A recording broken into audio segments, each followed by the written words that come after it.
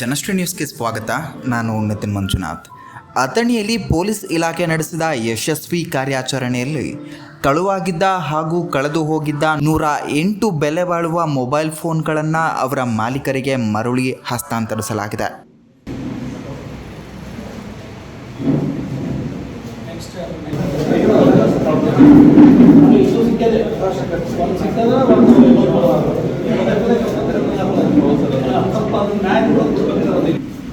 CEIR ಪೋರ್ಟಲ್ನಿಂದ ದಾಖಲಾಗಿದ್ದಂತಹ ದೂರಿನ ಆಧಾರದ ಮೇಲೆ ಅಥಣಿ, ಕಾಗವಾಡ, ಚಿಗಳಿ, ಹಾರುಗೆರೆ, ಕುಡಚಿ ಮತ್ತು ರಾಯಭಾಗ ಪ್ರದೇಶಗಳಲ್ಲಿ ಈ ಫೋನ್ಗಳನ್ನು ಪತ್ತೆ ಹಚ್ಚಲಾಗಿದೆ.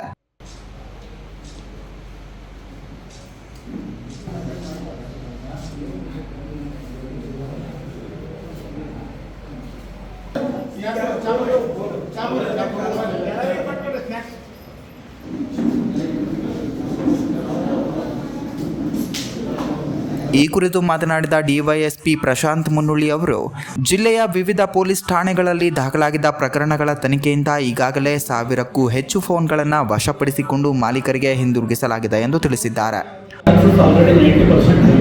ಇನ್ನು 10% ಮತ್ತೆ ಆದ್ಮೇಲೆ ಪೊಲೀಸ್ ಇಲಾಖೆಯವರು ಫೋನ್ ಮಾಡಿ ಹೇಳ್ತಾರೆ, ನೀವು ಬಂದು ನೋಡಿ.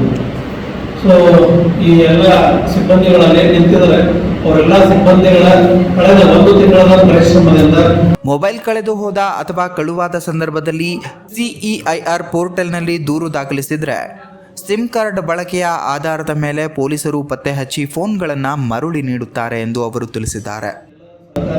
ಇರಲಿ ಅಂತ ಹೇಳ್ಬಿಟ್ಟು ಸ್ವೀಕೃತಿ ಏನಂತಾರೆ, ಇವ್ರದ್ದು ಹಿಂಗೆ ಪ್ರಾಬ್ಲಮ್ ಇದೆಯಪ್ಪ ಅಂತ.